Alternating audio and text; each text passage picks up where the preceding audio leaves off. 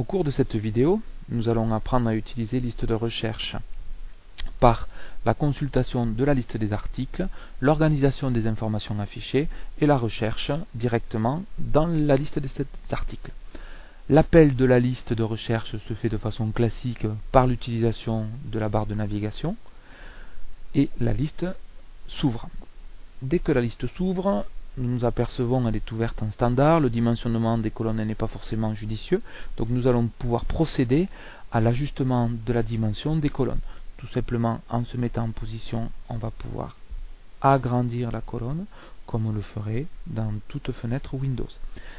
Ensuite, nous allons pouvoir dimensionner la colonne, la taille de la colonne, directement en se positionnant à l'intersection de l'intitulé des deux colonnes et en étirant la désignation.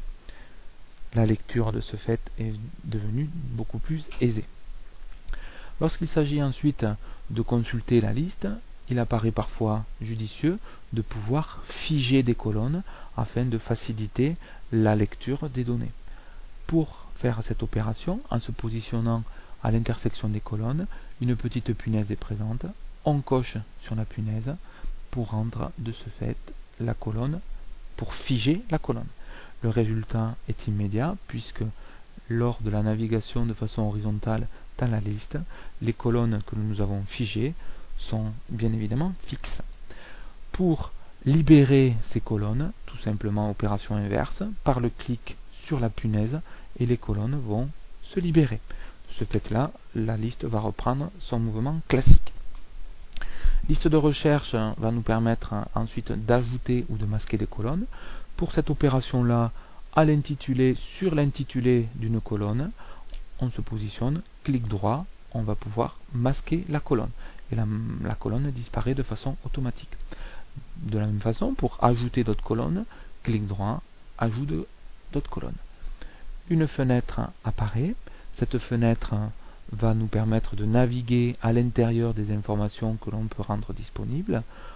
Donc les informations libres d'ailleurs apparaissent de façon automatique.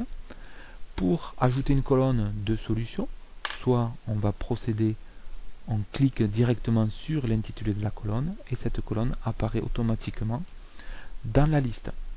On peut de notre façon utiliser la colonne en glisser-déposer. Je prends ma colonne, je la glisse et je vais la déposer où je le souhaite dans ma liste. La colonne apparaît de façon automatique. Une fois que j'ai fini, je peux décocher la petite fenêtre pour que ma liste reprenne son aspect normal. Afin de faciliter la navigation et la lisibilité d'une liste, Liste de recherche propose une alternative à l'affichage classique par l'affichage libre. Cet affichage libre s'active dans la partie supérieure de la liste par ce bouton. Dès que je suis en affichage libre, je vais pouvoir organiser mon écran comme je le souhaite. L'exemple classique étant l'affichage du prix d'achat sous le prix de vente. Donc je sélectionne la colonne prix de vente, je vais la positionner sous le prix d'achat. Dès lors, la fenêtre ou la liste a été modifiée, je vais pouvoir faire ainsi de la même façon sur toutes les autres familles.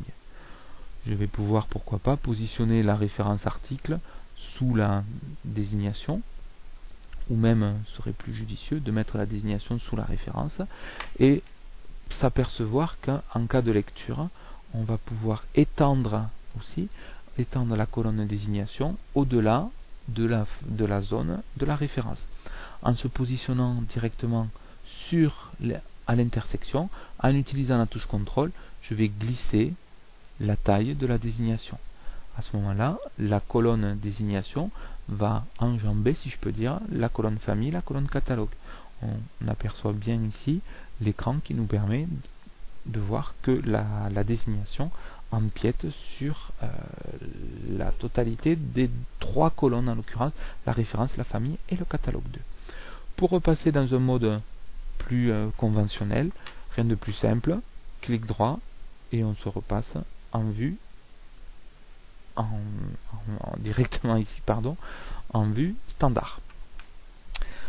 Nous allons terminer notre vidéo par la recherche d'une information au sein de notre liste de recherche.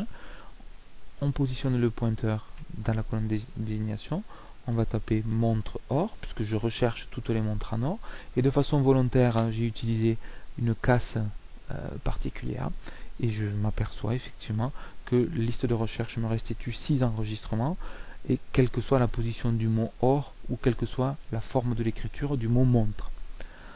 Voilà, donc cette vidéo est maintenant terminée. Nous avons appris à consulter la liste des articles, à organiser les colonnes et organiser l'écran, et à procéder à une recherche simple.